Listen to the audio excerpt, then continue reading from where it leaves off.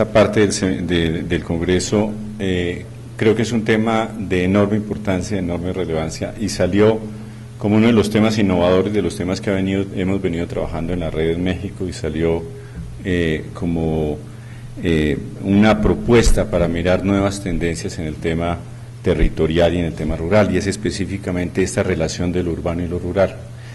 Y yo básicamente quisiera, partiendo del hecho de que América Latina tiene un proceso claro de urbanización y que la distribución espacial de la población tiende a ser una distribución donde hay una concentración, o sea que los procesos de concentración urbana de América Latina se siguen profundizando y las proyecciones nos indican que va a seguir siendo un proceso determinante.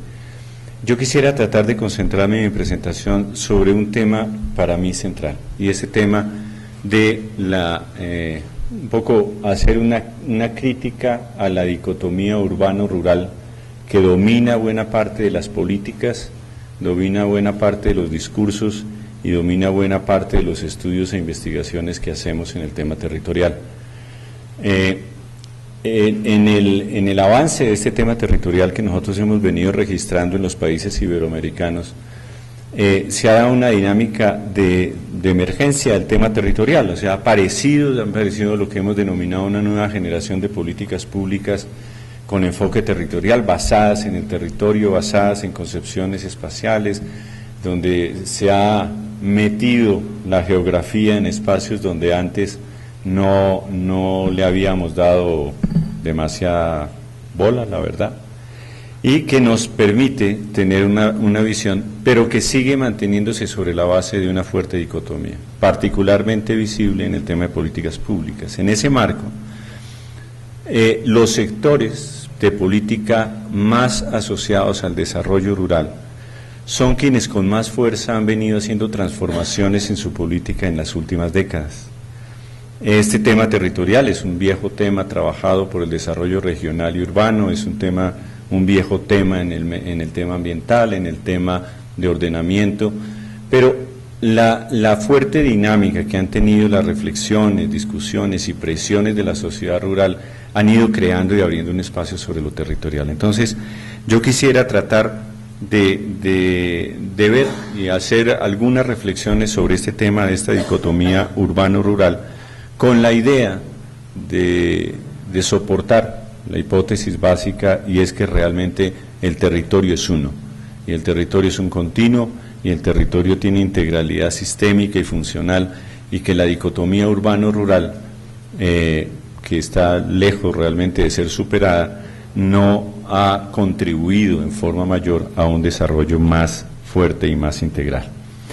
Yo quisiera arrancar por este tema de lo rural. ¿Por qué entendemos por rural? Y vuelvo, tal como lo planteaba Héctor en su presentación, por las definiciones, y la definición de la Real Academia de la Lengua sobre el tema rural dice: perteneciente o relativo a la vida de campo y a sus labores, o inculto, tosco, apegado a cosas lugareñas.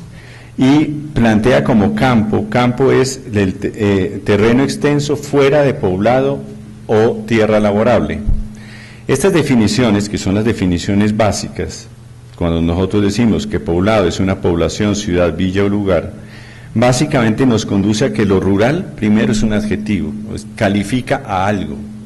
Y ahí uno hace la pregunta: ¿cuál es el sustantivo de esa calificación? O sea, ¿qué es lo rural? O sea, rural es una característica de algo que pertenece al campo o de algo que pertenece a la agricultura.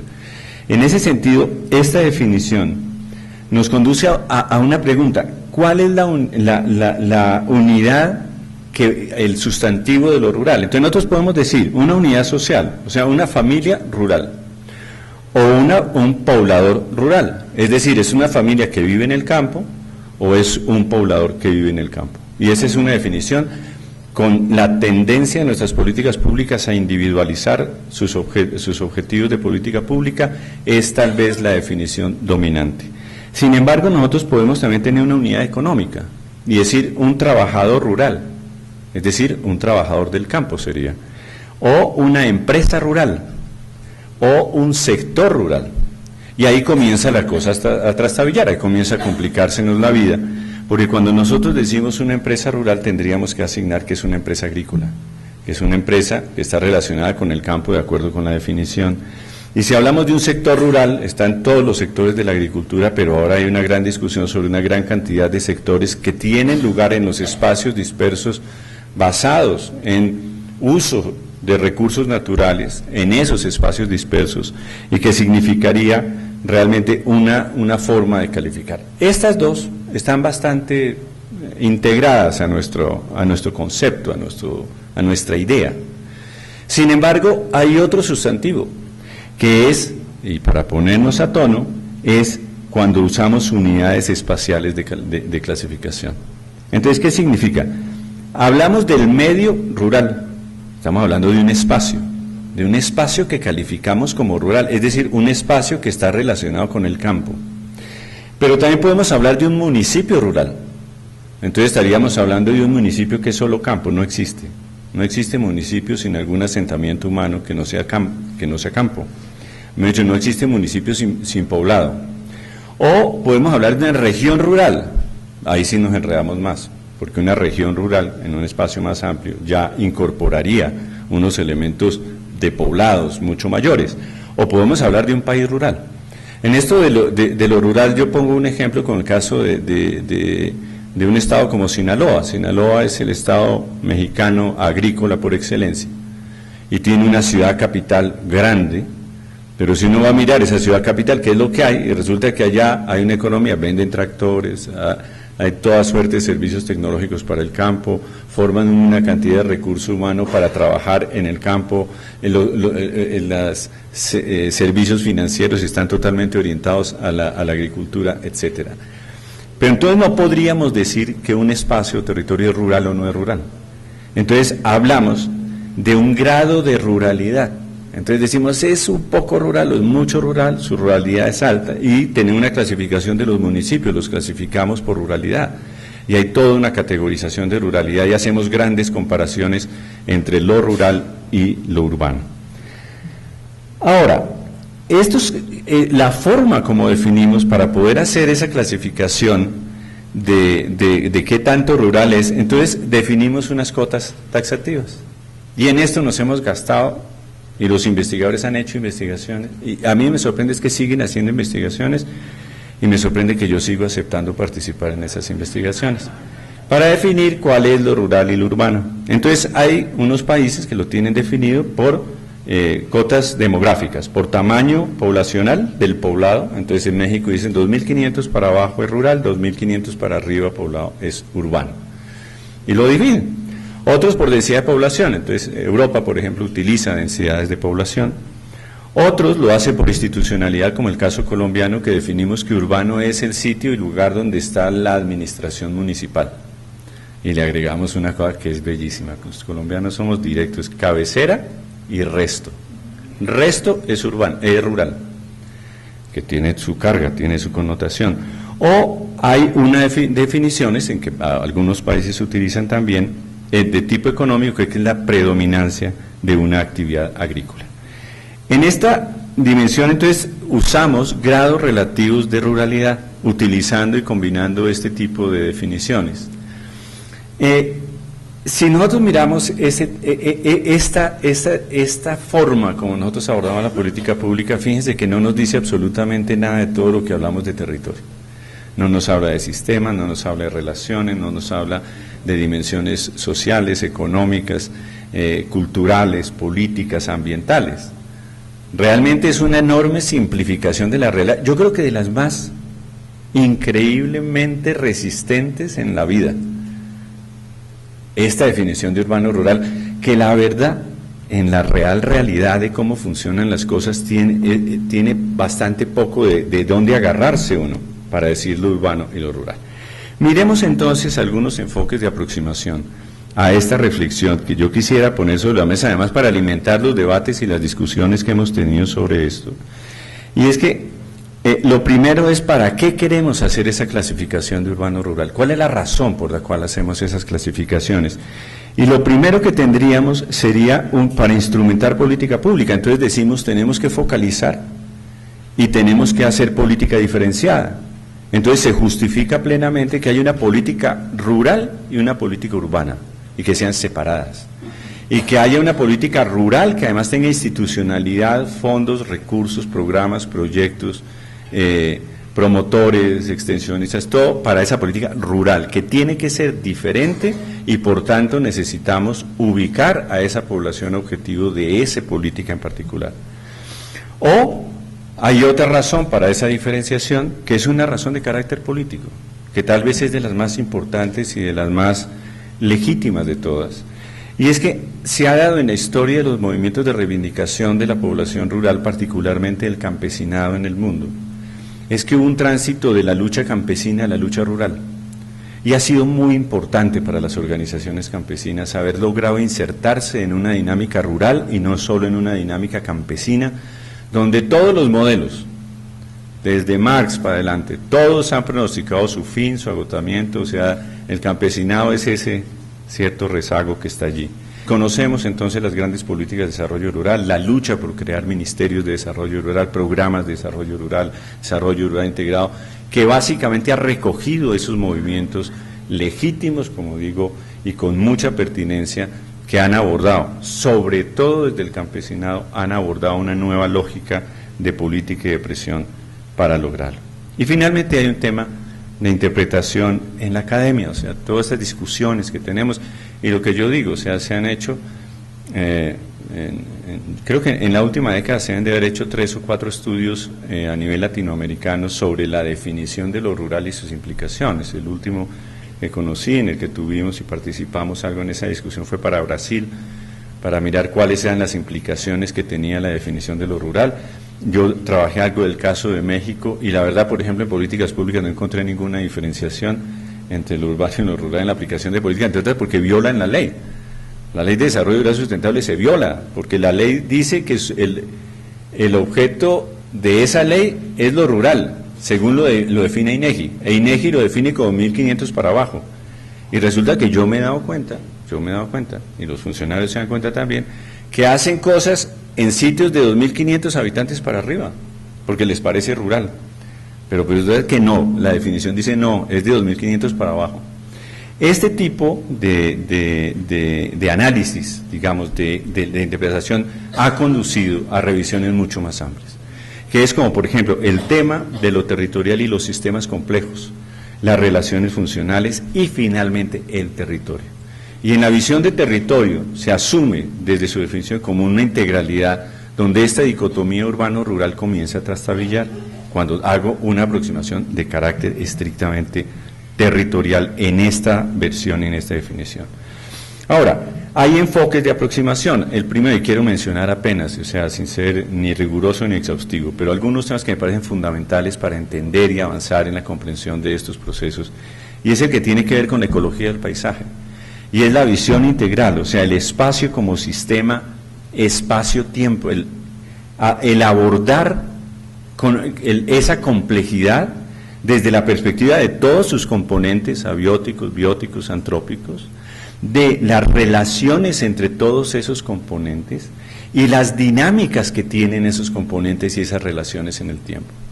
Eso, que es un aporte desde la ecología del paisaje, permite ver al territorio como una unidad integral, donde todo lo que ocurre en ese territorio y en ese paisaje forma parte indisoluble, inseparable, que le permite a uno comprender las dinámicas ecológicas, ambientales, ecosistémicas, sociales, culturales, de valores, etc.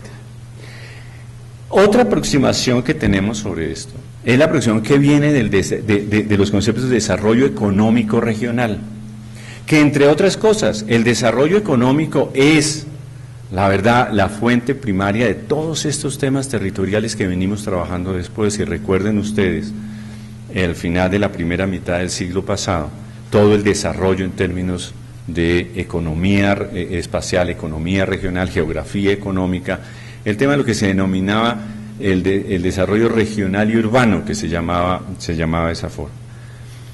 El concepto de la preocupación de la economía regional está en la interpretación del tipo, lo que podemos configurar polos jalonadores de desarrollo, polos de crecimiento, es decir, concentraciones de las cuales obviamente el mundo urbano, el mundo industrial, el mundo de polos de desarrollo son su máxima expresión.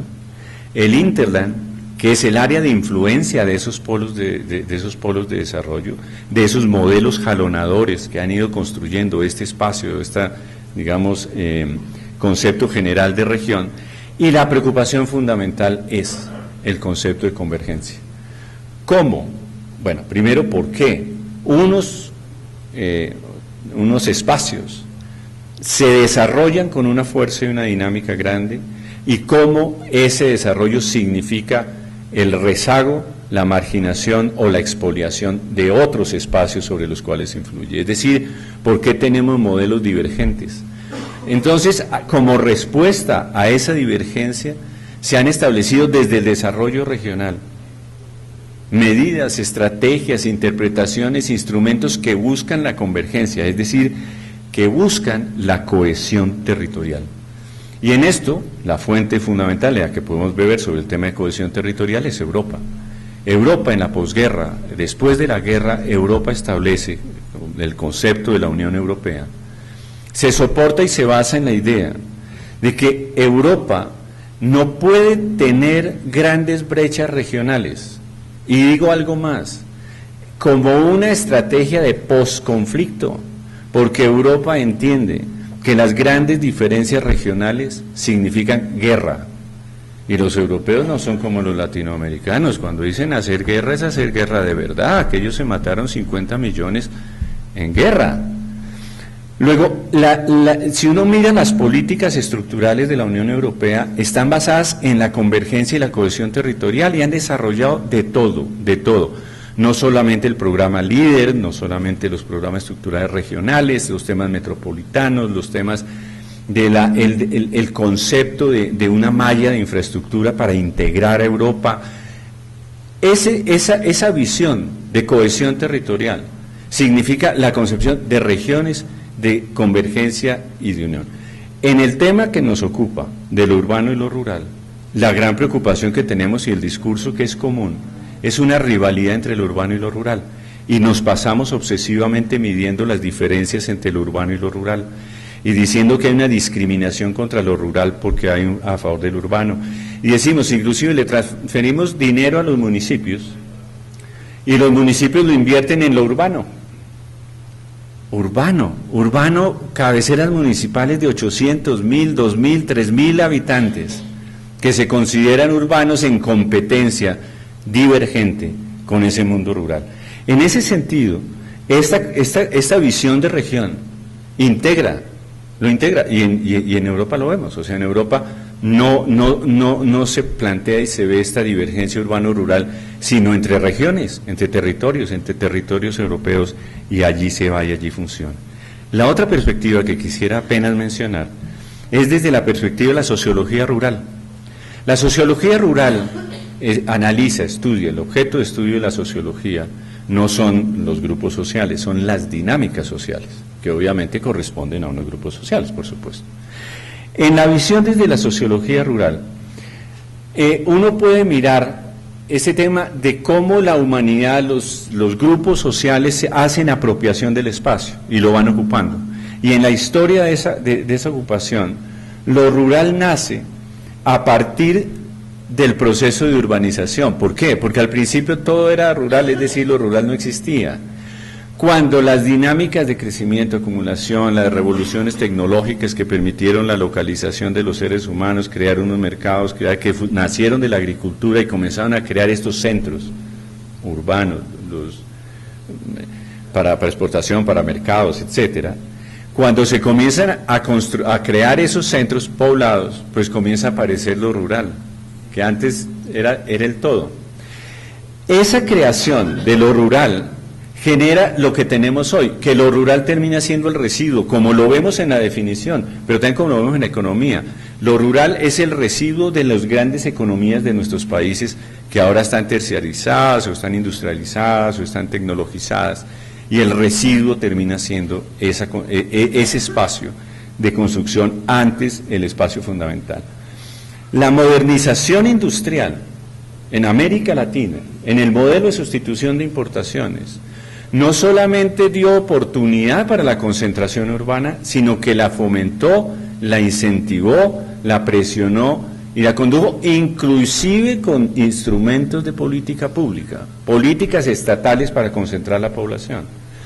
Y la modernización en el campo, gracias a la Revolución Verde, generó excedentes que expulsaron población y se dio un círculo virtuoso a unos, vicioso a otros, pero se dio la resonancia, que significó una gran transformación en estos procesos y en estas dinámicas. Ahora, dentro de esos procesos, ¿qué pasa con los actores sociales en esos territorios? Si yo miro lo que es el campo, lo que no es lo urbano, aparecen una serie de grupos, de grupos humanos. Tenemos nosotros la emergencia del capitalismo agrícola, que es un grupo, o sea, un capitalismo con unas dinámicas, con unas lógicas, con unas formas tanto de ocupación como de relacionamiento.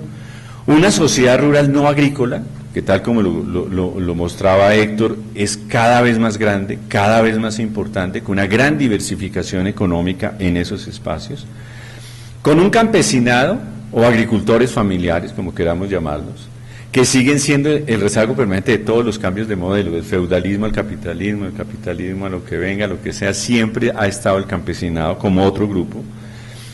El terrible rezago de señores feudales que tiene América Latina, los coroneles brasileros, los latifundistas colombianos, etcétera, que son rezagos, o sea, que es otra lógica total de relacionamiento con el espacio y con el territorio. Los nuevos intereses que aparecen, particularmente minería, pero en el caso colombiano otros como intereses ilegales, militares, etcétera. Los urbanos residentes en zonas rurales, que es este tema del espacio rural como un modelo de dormitorio de pobladores urbanos, ya no sabemos qué es realmente, o lo contrario, de rurales residentes urbanos. ¡Qué maravilla!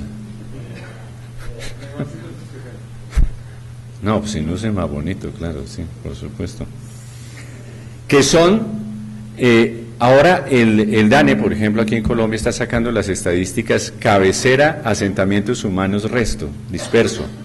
Porque hay un reconocimiento de una gran parte de la población campesina, agricultores familiares, productores agrícolas que viven en centros poblados. Fíjense ustedes que realmente nosotros tenemos una gran diversidad de grupos sociales en ese espacio, en ese mundo rural. Sin embargo, lo rural representa lo campesino. En el imaginario de la política pública, en el imaginario colectivo, en el imaginario de la gente con la que uno le habla de desarrollo rural, y viene a la cabeza campesino y pobre además. Una gran novedad con la ley de desarrollo rural, yo con Héctor siempre tengo la misma rollo porque yo digo bellezas de la ley, porque es bonita y porque soy colombiano y no soy mexicano. Y Héctor es mexicano y le ve la gran cantidad de problemas. Uno de los temas de la ley de desarrollo rural mexicana es que es de los primeros cuerpos normativos que ve lo rural más allá del campesinado. La Ley de Desarrollo Rural Sustentable de México incorpora todo lo que pasa en el mundo rural lo incorpora ahí, o sea, la gran empresa, la pequeña y la mediana. Una ley de desarrollo rural en Colombia es una ley para pequeños productores, o lo ha sido en otros países. Esta, digamos, como excesiva concentración, uno mira los textos de sociología rural y básicamente hablan de campesinado. Es una de las características que tenemos dentro de este tema de los enfoques. Ahora, ¿qué tipo, si me coloco en un tipo ya de en qué aplicar todas estas reflexiones y digo, ok, yo tengo políticas públicas y necesito poder hacer esa diferenciación urbana-rural para mis políticas públicas, me pregunto cuáles políticas públicas voy a usar mi clasificación de urbano-rural, es decir, que separa el urbano-rural. Entonces digo, en los territorios urbanos y rurales hay políticas sectoriales sociales, hay políticas sectoriales económicas, hay políticas macroeconómicas, hay políticas de gobernanza como lo político, la seguridad, la justicia, etcétera. Esas son Ese es realmente el compendio de políticas existentes donde nosotros instrumentamos, tenemos institucionalidad, dinero, aplicamos, hacemos inversión pública, etcétera. Pero hay otras políticas que son transversales territoriales, que no son las que desarrollan cada uno de esos componentes que están arriba. A la larga son políticas que ordenan esas políticas de arriba, que son políticas ambientales, por ejemplo, que hacen un ordenamiento de los ecosistemas y del suelo y del territorio, de desarrollo regional, que generan líneas para luchar contra la divergencia, para crear convergencia y luchar contra los desequilibrios regionales, desarrollo urbano, que organiza la salud, la educación, la infraestructura, la movilidad, la justicia, en un escenario y en un espacio de concentración de población, desarrollo rural, que organiza todas esas políticas en un espacio denominado rural, desarrollo local, que es nuevamente una dinámica transversal que articula todas esas políticas en un espacio ya más local, y el enfoque territorial puesto en algunas políticas, cosa que la verdad muchas veces genera muchas complicaciones, como es por ejemplo hacer desarrollo productivo de la papa con enfoque territorial. A mí eso me cuesta muchísimo, que eso no sea una política sectorial, sino que sea una política territorial. Y ahí quiero contar una anécdota. Alguna vez aquí en Colombia leí que estaba haciendo unos territorios de referencia para probar el modelo territorial, y me dijeron, oye, queremos que vayas y ayudes y tal. Y dije, bueno, listo, yo voy, ¿cómo es el rollo? Y me dijeron, no, es por allá en el municipio de Nariño, hay unos productores de mango que tienen una no sé qué y tal.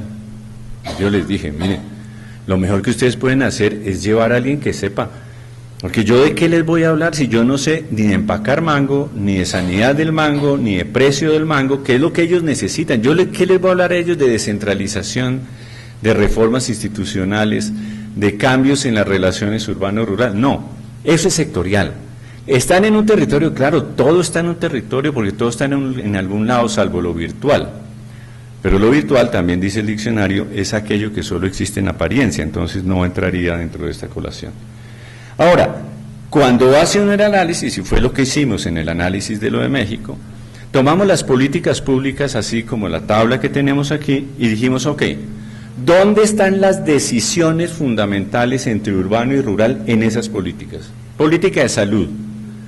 ¿Cuál es la decisión importante de que tenemos que hacer la distinción urbano-rural en una política de salud? Con una política de salud, una política con un sistema, con una estructura, además se considera multidimensional, tiene unas estructuras regionales donde hay unos sistemas que se integran desde el hospital universitario central, los hospitales regionales hasta los puestos de salud que hay distribuidos. No hacen distinción urbano-rural en la política de salud. En la educación tampoco. En las económicas. Entonces, la política de microempresas. Entonces, no hay una definición de inaplicabilidad o de que la microempresa requiera o hagan algo, o distribuyan de alguna forma diferenciada. En México, por ejemplo, la ley obligó a que todas las secretarías distingan su inversión en lo urbano y en lo rural, es decir, su inversión en 2.500 para arriba y 2.500 para abajo, y lo hacen, lo separan. Pero en la lógica de estructuración de la política pública y definición de sus poblaciones objetivo no hay una fuerza. Entonces uno va a lo económico, entonces a la agricultura. A la agricultura, ¿a quién le interesa diferenciar urbano y rural? Si la agricultura está principalmente en el campo y la agricultura urbana es una agricultura marginal que en nuestros países muy escasamente se está dando. Y en las políticas de carácter transversales, ahí lo que es importante es integrar, como en una célula, su núcleo y su resto en una sola visión, ver integralmente las definiciones y la forma como se interrelacionan los espacios urbanos y rurales. Eso significa que tenemos desafíos de política importantes, desafíos para, digamos, revisar esta dicotomía y tratar de sustituirla por visiones más integrales donde aparece, por ejemplo, el tema de la delimitación territorial. Y en esto siempre invito a que se explore bastante sobre el proceso brasilero de territorios rurales, luego territorios de identidad, luego territorios de ciudadanía, porque su proceso de delimitación y conformación fue un proceso de reconocimiento territorial, que es un tema muy importante. Ese reconocimiento de los territorios luego requiere una forma de clasificar, uno puede hacer tipologías territoriales. Entonces, Bogotá y su área inmediata de influencia en la sabana del río Paracá, incluyendo Cota o un poquito más allá con Funza y Mosquera, ese es un tipo de territorio que es diferente del territorio que hay en el Amazonas, donde hay unos poblados con unas zonas rurales dispersas que los rodean, que es de características diferentes. Y ahí yo puedo hablar de tipologías de territorio. ¿Cómo se habla de tipologías de territorio en Europa y se clasifica? En el tema de ordenamiento, que es el segundo gran desafío, es que si yo abordo el tema de enfoque territorial, tengo que reconocer el territorio en su anidamiento. El territorio no es lo local, como muchas veces se piensa. El territorio es un anidamiento que va desde lo local, lo municipal, lo regional, lo nacional e inclusive lo internacional. Ese sentido de anidamiento territorial implica la definición de competencias y recursos a cada nivel. ¿A quién le corresponde el desarrollo rural? En América Latina se ha planteado y se ha tenido una tendencia a asignárselo al municipio. Sin embargo, el municipio no puede cumplir todas las funciones que son requerimiento del desarrollo de esos territorios. Hay otras cosas que tienen que hacerse, no solo por subsidiariedad, sino por competencia en el nivel departamental o estatal, y hay otras que son de nivel nacional. Ese anidamiento para competencias y recursos, la regulación del suelo y la provisión de bienes públicos territoriales requiere de una visión de ordenamiento, y muchos, por ejemplo, los bienes públicos territoriales para el mundo que llamamos rural tienen que estar en las zonas urbanas. Y eso, o sea, no hace sentido que yo tenga que hacer una política de dispersión para lo rural y una política aparte para lo urbano. El desafío siguiente es el de cómo articular las estrategias sectoriales, como decía, en esa organización de carácter territorial y regional. Y ahí se suman las estrategias, se suman las políticas y se suman los elementos en un territorio. El tema de por qué hacer articulación de políticas, pues por un multiplicador público. Si yo uno una estrategia de salud con una estrategia alimentaria, pues estoy ganando en ambas políticas, lo mismo que si lo hago en el tema productivo. Esas sinergias son sinergias que permiten ganar, que permiten avanzar. En este tema de la intersectorialidad aparece uno de los grandes desafíos que tenemos nosotros, y es cómo lograr hacer un paquete integral. Y aquí, en este tema, lo urbano y lo rural se complementan absolutamente porque tienen relaciones funcionales demasiado fuertes en la realidad. No es como una estrategia, oiga, unamos a lo rural con lo urbano, no, es que eso está unido. A nosotros lo que nos ocurre es que hay que separarlo, eso está totalmente unido. Y las dinámicas, ya sea de expoliación o de jalonamiento positivo, se hacen en las dos vías. Un ejemplo, estas cooperativas de ahorro y crédito que eran fundamentales como interfaz en los sistemas de financiamiento del sector rural funcionaron en tanto se incorporaron las cooperativas urbanas. Luego la complementariedad se da en muchos sentidos. Finalmente está el tema de los pactos territoriales, que es una concepción como un desafío, donde el tema de identidad, pertenencia, territorialidad y acción colectiva son el fundamento. Mucho de lo que se ha planteado está basado en eso, y esto tiene carácter territorial y no dicotómico de pugna. Negociación del conflicto, hay muchos conflictos en los procesos que son, el propósito es poder manejar esos conflictos. La necesidad de articular entre el Estado, sociedad civil y el mercado y llegar a proyectos de territorio, que tienen que ser proyectos integrales. En estos desafíos aparecen nuevas institucionalidades, como los territorios de identidad y ciudadanía de Brasil, como los territorios funcionales que están en la base de territorios productivos, como región, ciudad-región. Por ejemplo, el futuro del mundo rural vecino de Bogotá va a depender más de la definición de lo que pase con ciudad-región que con lo que se haga en proyectos rurales dispersos, la intermunicipalidad que aparece con mucha fuerza, otros modelos territoriales como cuenca o ecosistemas estratégicos. El caso de SEDATU, el caso de la Secretaría de Reforma Agraria de México, el Ministerio de Reforma Agraria de México se transformó en Ministerio de Desarrollo Agrario territorial y urbano. ¿Por qué? Porque México tuvo que reconocer que el ejido rural en gran parte se volvió urbano. Y se volvió urbano por un crecimiento natural, por una presión, por unos intercambios, porque los rurales se volvieron urbanos, no solamente la ciudad se comió lo rural. Y significan nuevos modelos institucionales que cuando se da la diferencia entre urbano y rural, por Dios, o sea, es parte natural de lo que tiene. Los sistemas territoriales de agricultura familiar, la agricultura familiar como individuos o la agricultura familiar como territorio, y las implicaciones que esto tiene en términos de reformas estructurales. Hablar de territorio, hablar de enfoque territorial, significa hablar de todo esto. Y es muy difícil hacerlo cuando generamos y aislamos una parte de lo rural. Y finalmente hay una pregunta que está en todas partes y que la respuesta nos está llegando a golpes, y es la recuperación de las políticas sectoriales para la agricultura campesina. Y mucho de lo que nos está pasando a todos los que luchamos por este tema territorial es que montamos cosas y luego llega un ministro y dice, no, yo soy ministro de Agricultura, y ustedes están perdiendo el tiempo y dando vueltas. Sino, ¿cuánta articulación han hecho? ¿Han hecho concurrencia, verdad? ¿Ustedes han logrado ya incorporar todo esto? ¿Tienen una estrategia territorial? No, que es que ahí vamos. No, no, no. Yo necesito una política sectorial seria. Entonces vamos a hacer extensionismo, crédito para pequeños, innovación tecnológica para pequeños, mejores mercados, mejores no sé, y eso es política sectorial, sectorial. Y hay que hacer política sectorial y bien hecha, sobre todo para pequeños productores y campesinos que necesitan una política sectorial bien hecha.